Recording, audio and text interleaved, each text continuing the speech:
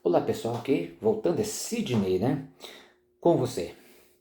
Hoje estou com uma nova proposta. Proposta de começar aqui alguns estudos, né? Acerca dos editais de concurso público, né? E você está estudando e quer ouvir um pouco alguns temas, alguns comentários? Eu faço uns meros comentários, né? Aqui vou começar por um edital de concurso, já houve concurso, né? E é um parâmetro de estudo. Estudar para o concurso é um negócio chato, mas tem que estudar. E muito, especialmente alguns temas. Eu vou começar pelo tema dos princípios, que também é um tema maçante, um tema que, mas é um tema importante, um tema que cai bastante em prova.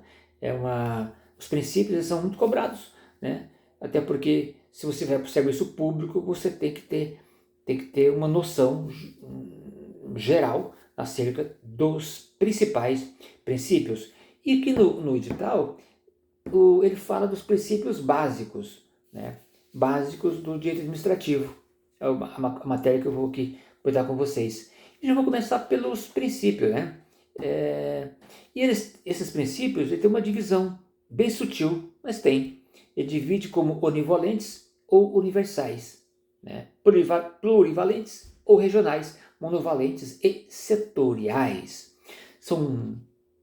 É uma divisão, né, inerente aos princípios, que vale a pena você dar uma olhada nesses conceitos, nas definições. Né? Está bem no comecinho da matéria, né? Toda a doutrina ela traz essas definições. Né? Depois segue falando sobre os principais princípios, né? Comentando as nuances. Né? Princípios é cheio de nuances, princípios, mas eles são fundamentais. Para quem estuda, né? Ele é, digamos, um esteio, né? Da nossa, um esteio de base legal, né? Para se julgar, para se decidir. Né? Sem eles, acho que não teríamos uma estabilidade jurídica. Né? É claro que temos aí todo um normativo, Constituição, lei ordinária, temos, você que é estudante já sabe muito bem disso, né? Temos, temos resoluções, temos decretos, né? Uma série de normas. Mas aqui estou a falar sobre princípios, né? E também esses princípios, eles estão lá na lei 9784 de 99. A lei, no seu artigo 2º, ela traz uma série de princípios. São, acho que 14 princípios, tá? E o primeiro princípio é o da legalidade, princípio da legalidade, né? Aqui vem uma série de princípios, publicidade, pluralidade, tá? E já aqui na parte introdutória, eu peço que você já comece a estudar a nova lei de licitação, né? A lei 14133 de 2021. Ela alterou a lei 86666, tá? De 93, tá? Mas é uma lei nova, tá? E que vale a pena se dar uma olhada. Agora, em termos de princípio da legalidade, né? Eu trouxe aqui alguns slides, tá? Tinha bastante coisa para gravar. Eu já vou aqui ler alguns slides e faço os comentários para você. Eu espero que você goste, você consiga extrair alguma coisa importante na sua prova de concurso. Tá? A prova, esses concursos, prova é o detalhe, tá? Às vezes um conceito aqui, outro ali, e se você, às vezes, pode até lembrar, olha, o cara falou lá naquele dia lá, é interessante isso, né? Então, estude tudo mesmo que tem pela sua frente, tá? É vídeo, aqui no meu canal, outros canais, tá? Você que não paga nada, você está estudando, eu espero que você se inscreva no meu canal, tá? E vamos lá. Começando aqui o princípio da legalidade, vamos falar aqui o seguinte: a sua importância para um Estado democrático de direito como o nosso, valendo a pena consignar que ele traduz uma das maiores conquistas da humanidade. Olha, veja que o princípio da legalidade traduz uma das maiores conquistas da humanidade, possibilitando que as divergências e conflitos não se resolvam à força. Né? Agora temos um parâmetro, mas obedecendo ao império da lei. Então a lei é o esteio, a lei é a base para um julgamento justo. Né? Então essa questão de resolução pela força é algo do passado. Mas é claro que no passado não havia lei, então as decisões eram tomadas com base na força bruta, né? E algumas referências, né, importantes a este princípio. Temos a própria Constituição Federal, ela traz no artigo 5º 2, né, a seguinte redação. Artigo 5º. Ninguém será obrigado a fazer ou deixar de fazer alguma coisa, senão em virtude de lei. E isso está na própria Constituição Federal. Vale a pena você dar mais uma lida. Tá? Aqui você está ouvindo, estou falando para você. Então, veja a importância do princípio. Artigo 5º 2. Né? E seguindo, observar a dimensão material do princípio da legalidade é decidir em conformidade com o direito. Tá? Então, exatamente isso. Você decidindo com base no princípio da legalidade é estar em consonância com o direito, né? Com a lei, né?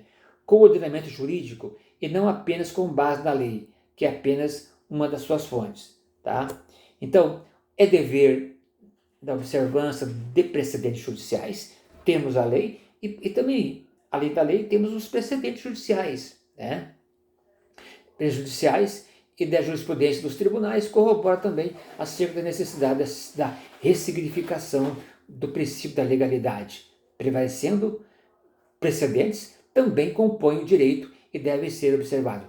Além da lei, nós temos que uma ressignificação, que são as decisões jurisprudenciais, né? Decisões colegiadas. Elas também fazem parte de um julgamento legal, julgamento legal. Observar a legalidade é decidir em conformidade com o direito, como já falei, né? Compreendido como conjunto de normas jurídicas positivadas em um dado ordenamento jurídico. Uma lei, ela é pensada, ela é analisada, ela é constituída por um colegiado, que na verdade é o Congresso, né? Sancionada, né? E é isso. Observar a legalidade é decidir em conformidade com o direito, compreendido como conjunto de normas jurídicas positivadas, né? Olha a importância. É um dos principais princípios que temos, né, no direito, né? Então, é dever de observar a legalidade, deve ser compatibilizado com o dever de julgar e fazer o controle de constitucionalidade, né, da lei. Ou não aplicar a lei inconstitucional estará observando a Constituição e assim decidindo em conformidade com o direito, né? Eu vou ler outra vez esses slides. O dever de observar a legalidade deve ser compatibilizado com o dever de julgar. Interessante. E fazer o controle de constitucionalidade da lei. Ao não aplicar uma lei inconstitucional, estará observando a Constituição e assim decidindo em conformidade com o direito. O que significa isso? Deixar de aplicar uma lei ilegal, algo arbitrário, uma lei sem validade, significa estar em consonância com a Constituição e com o direito. É interessante. Trata-se de uma regra vital. O princípio da legalidade é uma regra vital, uma regra importante, uma regra que não pode deixar de ser observada, né? Porquanto revela que a imposição de comportamentos unilaterais pelo poder público só será possível se houver uma lei, né? Impedindo dessa maneira atitudes arbitrárias por parte do administrador. Só voltando um pouquinho. Trata-se de uma regra vital, sabido, porquanto revela que a imposição de comportamentos unilaterais pelo poder público só será possível se houver uma lei, né? Impedindo dessa maneira atitudes arbitrárias por parte do administrador. O administrador não pode, ele não pode impor algo a alguém, alguma restrição, algum direito, alguma vedação, sem que tenha a lei, né? É uma salvaguarda o direito dos administradores, dos administrados, e uma fronteira para a atuação do poder público. Então, o princípio da legalidade é uma salvaguarda do direito dos administrados, né? E uma fronteira para a atuação do poder público. Há um limite, há uma fronteira, há uma divisão, né? Então é isso. Qualquer imposição da administração pública depende do respaldo da lei. Qualquer ação do gestor público tem que estar fundamentado, tem que ser fundamentado, tem que estar com base em um parâmetro legal, a uma lei, com base na Constituição, a um decreto, a uma resolução, né? Então, na verdade, o administrador não pode inovar e julgar conforme a sua conveniência. Daí a importância do princípio da legalidade. Existem mecanismos para combater, na verdade, decisões arbitrárias. Falarei mais à frente. Podemos até mesmo dizer que não existe interesse público sem que se legitime, sem que tenha o respaldo da lei. Então, não há interesse público sem que haja o respaldo da norma, da lei, né? Pode-se afirmar que a atividade administrativa só está absolutamente subordinada à lei, conforme Seabra Fagundes. Olha o que ele disse: administrar é aplicar a lei de ofício. O administrador tem que aplicar a lei imediatamente, né? Não é uma condição, não é uma faculdade, é um dever de ofício do administrador, tá? Aplicar a lei ao caso concreto, certo? Essas proposições podem ser encontradas em outros dispositivos, né, da nossa Constituição. A exemplo, tem o artigo 5º, o 39, ele diz o seguinte: não há crime, artigo 5º, inciso 39, né? Não há crime sem lei anterior que o defina, na verdade, e nem pena sem prévia cominação legal. Na verdade, não se pode condenar alguém sem que haja uma lei. Está aí o princípio da legalidade. Lembre disso.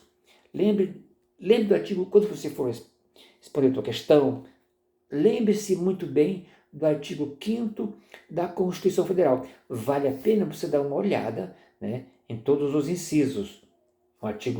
Ele é um artigo extenso, mas que vale a pena dar uma passada de olhos, dê uma olhada rápida, leia pelo menos 2 vezes, né, para você ter uma noção.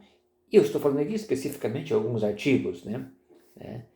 Então, trata-se, na verdade, de um limite para a atuação do Estado, uma vez que pode tipificar situações caracterizadas como crime por meio da lei. Não é diferente nas questões tributárias também. No âmbito do direito tributário, nós temos o artigo 150 também, que veda, né? Que veda à União, ao Estado, ao município e ao Distrito Federal, né? Ele exigir ou aumentar tributos sem lei que o estabeleça. Está aí, princípio da legalidade, artigo 151 do Código Tributário Brasileiro, né? Aliás, da Constituição Federal, né? CTN é outra coisa. Eu aqui fiz uma relação aqui de alguns dispositivos, né, também que fazem parte do princípio da legalidade. Eu já falei sobre o artigo 5º 2, artigo 5º 39, aí tem o artigo 150 1, que envolve a questão tributária, e o artigo 37 2. São os principais artigos que correlacionam ao princípio da legalidade, né? Aqui também percebe-se que a segurança dada ao contribuinte de que o poder público não vai majorar tributos se há existência da lei. Então, o artigo 150 o artigo 151 da Constituição Federal, ele dá um respaldo, uma segurança ao contribuinte, né? E se tratando também de direito tributário, aqui podemos falar na famosa limitação constitucional do poder de tributar. Isso você vai ler também lá no direito tributário, mas tem um pouquinho também aqui na Constituição Federal, né? Aí, descendo um pouco mais, dessa maneira, ainda que exceções possam ser encontradas na Constituição Federal, quanto à possibilidade da criação ou majoração de tributo por meio de medida provisória. Pode, por medida provisória, é um tema interessante, é o tema da medida provisória. O respaldo é no artigo 62 da Constituição Federal. Dê uma olhadinha lá os requisitos da medida provisória, né? A sua validade também, tem um dispositivo que fala sobre isso, né? Agora, a questão é, em obediência ao princípio da legalidade, pode elevar tributos, o governo federal pode majorar tributos com base em medida provisória? Né? Até porque a medida provisória tem dois princípios relevantes, que é a relevância e a urgência. Então, só se edita uma medida provisória quando há relevância e a urgência.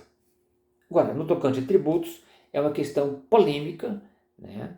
Os tribunais vêm debatendo acerca do tema, isso acontece bastante, tá? Sabe-se que a administração e particulares devem obediência à lei com perfis diferentes. Não podemos equiparar, na verdade, o particular com a administração, né? Enquanto que o particular ele faz tudo aquilo que a lei não proíbe, beleza? Enquanto que o poder público, o administrador público, ele só pode fazer aquilo que a lei autoriza expressamente, né? Então, essa é a pequena diferença que temos. E tem uma pequena diferença aqui, daí temos o seguinte, em relação à atividade desenvolvida por particulares, ele deve pautar por uma relação de não contradição com a lei, enquanto que o administrador, ele tem uma relação de subordinação da lei, subordinação direta com a lei. Interessante.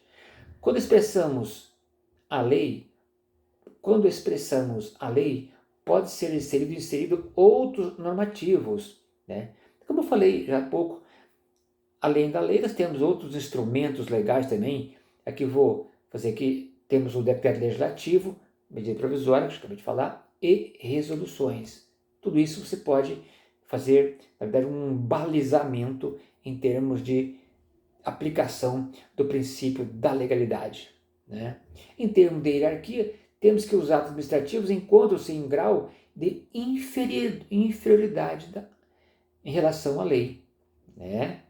Não se admite inovação em relação a ela. Exemplo, um edital de concurso só pode exigir do candidato aquilo que se encontra respaldado na lei. Na verdade, o edital ele não pode inovar. Ele tem que cumprir estritamente o que está previsto na lei. Então, é muito comum se questionar edital, porque ele, na verdade, deixou de aplicar algo que está na lei. No caso da investidura em cargos públicos, por exemplo, da magistratura do Ministério Público, temos o artigo 37.2, que ele fala bem assim, depende de aprovação de provas e títulos. Está expresso. Então, para ser juiz, para ser promotor, você depende da aprovação de provas e títulos. Está expresso da Constituição Federal, né? Então, não fere o princípio da legalidade. Temos também a questão dos testes psicológicos, né? O teste psicológico será legítimo tão somente se existir previsão em lei. Isso acontece com problemas de teste psicológico na esfera policial. Nesse sentido, o Supremo já decidiu, né, até recentemente, ele editou uma súmula, a número 44, que diz só por lei se pode sujeitar a exame psicotécnico a habilitação de candidato a um cargo público, né? Então, o edital ele não pode inovar, o edital não pode criar além daquilo que a lei prevê. O Supremo também, em recente decisão, no recurso extraordinário 560.900, ele também já decidiu o seguinte, porque alguns editais vedam a participação do candidato quando consta alguma restrição, alguma informação sobre a existência de inquérito ou ação penal, né? Alguns editais vedam a própria inscrição quando há essa restrição, a essa informação. Mas veja o que decidiu na súmula, no recurso 560.900.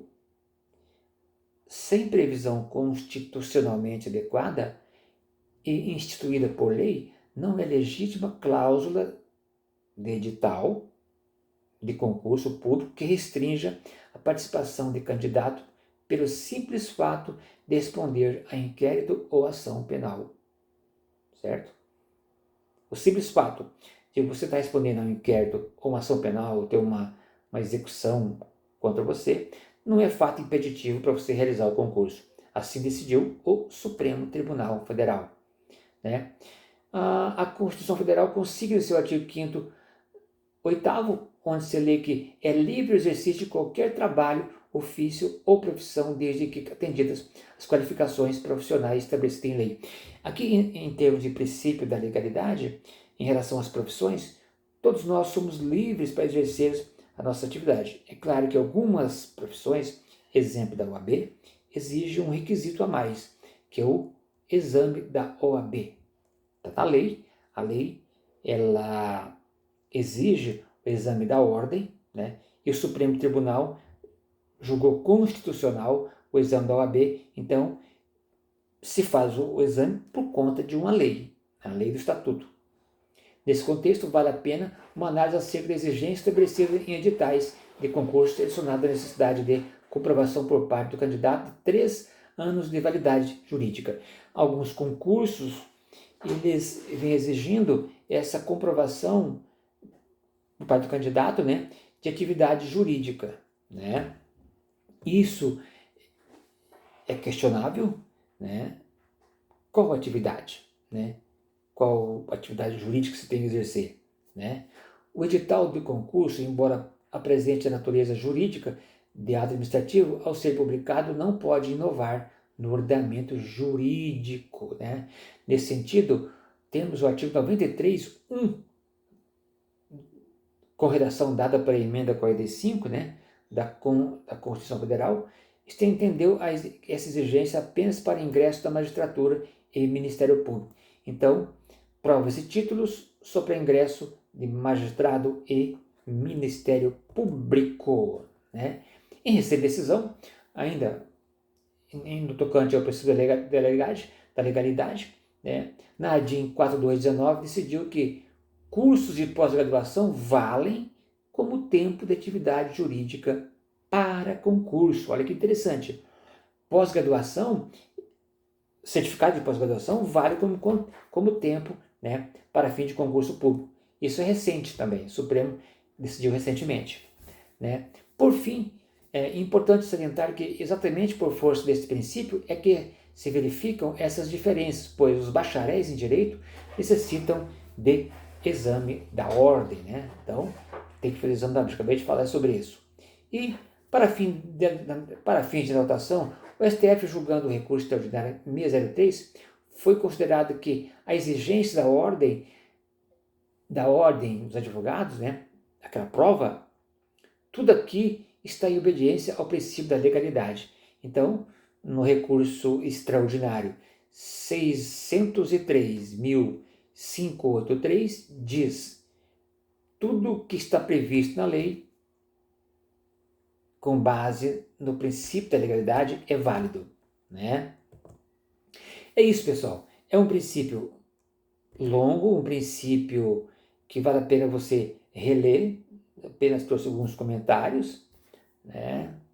E que espero que você tenha gostado e vamos em frente, né? Obrigado e até a próxima. Tchau.